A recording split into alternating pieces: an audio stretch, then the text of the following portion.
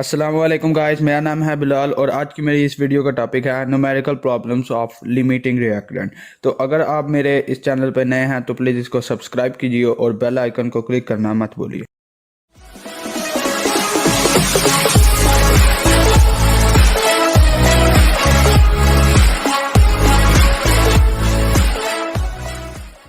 Ammonia gas जो आपकी है उसको आप तैयार कर सकते हैं by heating together two solids. दो सॉलिड्स को हीट करके, एक है अमोनियम क्लोराइड और एक है कैल्शियम हाइड्रोक्साइड। तो ये कैल्शियम हाइड्रोक्साइड और अमोनियम क्लोराइड का एक मिक्सचर है जिसमें 100 ग्राम हर एक का लिया हुआ है। 100 ग्राम अमोनियम क्लोराइड का लिया हुआ है, 100 ही ग्राम कैल्शियम हाइड्रोक्साइड का लिया हुआ है। तो वो कहता है इन दोनों सालों को जब हीट करोगे ना आप तो आपको अमोनिया मिलती है। तो मैस ऑफ अमोनियम क्लोराइड में लिख देता हूँ, वो है 100 ग्राम ईच का है ना, इसलिए।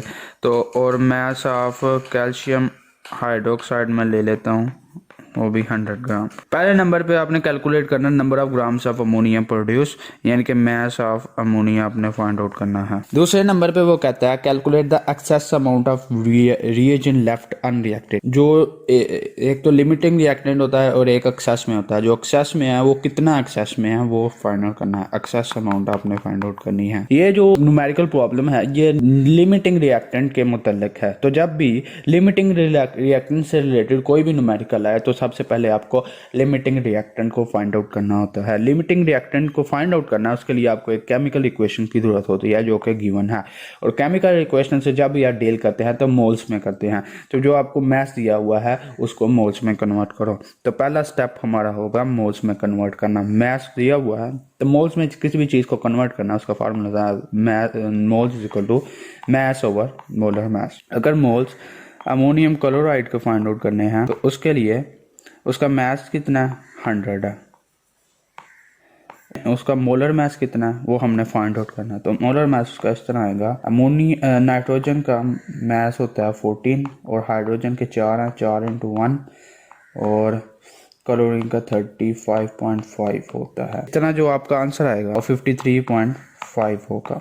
अब इसी को इधर लिख लो 53.5 और इस तरह आपके पास जो मोल्स हैं अमोनियम क्लोराइड के वो आएंगे 1.87। इसी तरह आप कैल्शियम हाइड्रोक्साइड का भी फाइंड आउट कर लो। उसके लिए आपको मोलर मैस चाहिए कैल्शियम हाइड्रोक्साइड का, तो वो पहले फाइंड आउट कर लेते हैं। कैल्शियम 1 है तो उसका 40 होता है, ऑक्सीजन के 2 हैं उसका 16 होगा और हाइड्रोजन के भी 2 हैं। इस तरह आप लिख लो तो आपके पास इसको सम करने से आ जाएगा 74। तो इसी तरह आप लिख लीजिए moles of calcium hydroxide 100 divided by 74 और इस तरह मोल्स आ जाएंगे कैल्शियम हाइड्रोक्साइड के 1.35।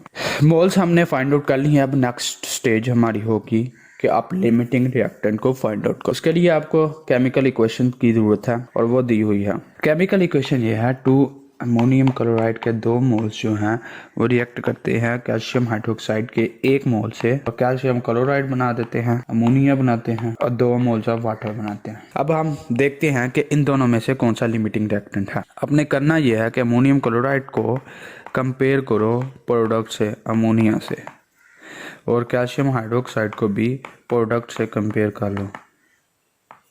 अब इन दोनों को ही इससे क्यों कंपेयर कर रहे हैं, क्योंकि हमारा मेन प्रोडक्ट जो है वो अमोनिया है और जो हमारे रिएक्टेंट्स हैं 2, एक है अमोनियम क्लोराइड और एक है कैल्शियम हाइड्रोक्साइड। ठीक है, 2 रिएक्टेंट्स हैं तो इनमें से हमने देखना है दोनों में से कि लिमिटिंग कौन सा है। तो इसको फिर प्रोडक्ट से कंपेयर करेंगे क्योंकि हमें पता है कि जो भी लिमिटिंग रिएक्टेंट होता है वो प्रोडक्ट को कंट्रोल करता है। जो पहले खत्म होगा उससे ही रिएक्शन आपका खत्म हो जाएगा। अच्छा, केमिकल इक्वेशन कहती है इसके 2 मोल हैं तो इसके भी 2 मोल्स ही बनते हैं और अगर इसका 1 मोल हो तो इसके भी 1 मोल ही बनेंगे। और अगर हमने जो कैलकुलेट किए हैं वो है 1.87 और अगर 1.87 हो तो इसके भी कितने होंगे, 1.87 ही होंगे। तो मोल्स ऑफ अमोनिया जो कि अमोनियम क्लोराइड से बनते हैं वो हैं 1.87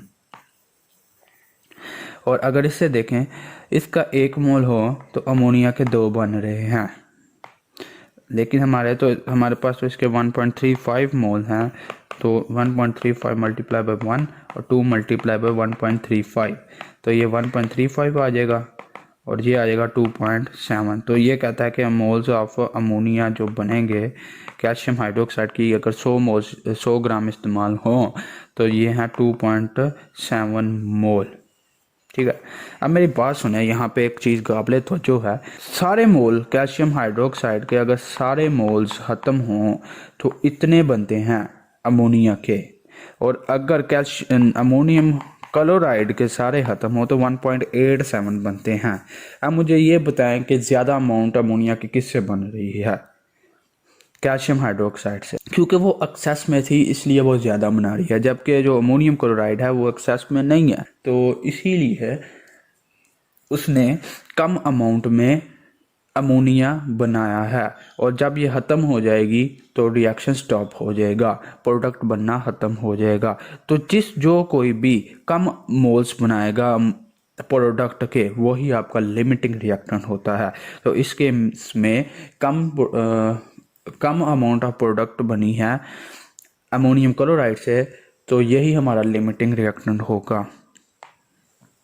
लिमिटिंग रिएक्टेंट इज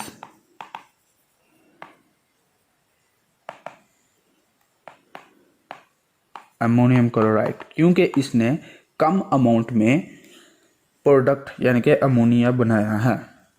अब लिमिटिंग रिएक्टेंट ये है, तो यही सारे रिएक्शन को कंट्रोल कर रहा है। तो अमोनियम क्लोराइड ही आपको बताएगा कि आपका कितने मोल्स ऑफ अमोनिया बने हैं। तो रेशो थी 2:2, 1:1 और 1.87 तो मोल्स ऑफ अमोनिया होंगे इस तरह 1.87, ये आपके मोल्स ऑफ अमोनिया बनेंगे। अब उसने कहा था कि आपने mass of ammonia find out करना है। आपको पता है मोल्स बराबर होते हैं मैस ओवर मोलर मैस के। मैस फाइंड आउट करना है तो इस इक्वेशन को हम इस तरह भी लिख सकते हैं। अब आपको पता है मोल्स हैं 1.87, इसका मोलर मैस है 17, तो इस तरह इसका आंसर आएगा 31.79 ग्राम। ये चीज़ हमारा एक पार्ट का आंसर आ गया। अब हमने फाइंड आउट करना है कि आपका जो कैल्शियम हाइड्रोक्साइड है उसकी अमाउंट कितनी एक्सेस में है। तो उसको अगर फाइंड आउट करना है, फिर से आपको केमिकल इक्वेशन की ज़रूरत पड़ेगी।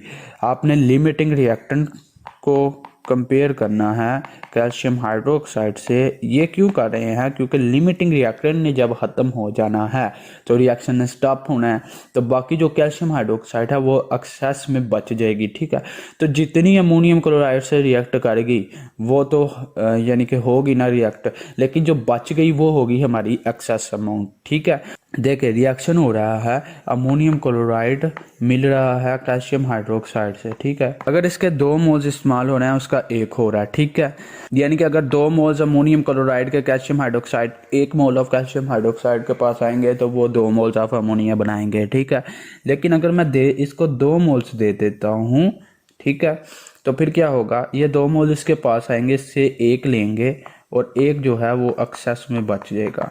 तो यही हमने चीज़ देखनी है कि एक्सेस में कितना बचा है।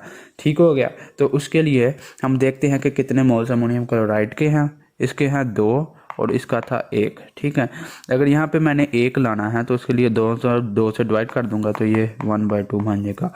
अब हमारे पास मोल्स ऑफ अमोनियम क्लोराइड थे 1.87, दोनों साइडों पे मल्टीप्लाई कर देता हूँ तो ये आंसर आएगा 1.87 इंटू 0.935।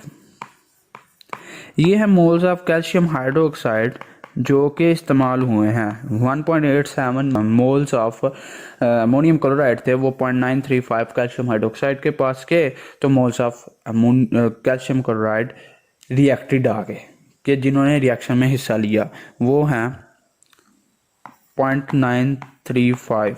और मैस आपको पता है मोल्स इंटू मोलर मैस होता है। मोल्स हैं 0.935, इसका मोलर मैस अभी मैंने कैलकुलेट भी किया था वो है 74। इस तरह उसका आंसर आ जाएगा 69.19 ग्राम। ये तो वो हैं जो रिएक्ट कर गए हैं। अब एक्सेस में फाइंड आउट करना है टोटल कितने थे।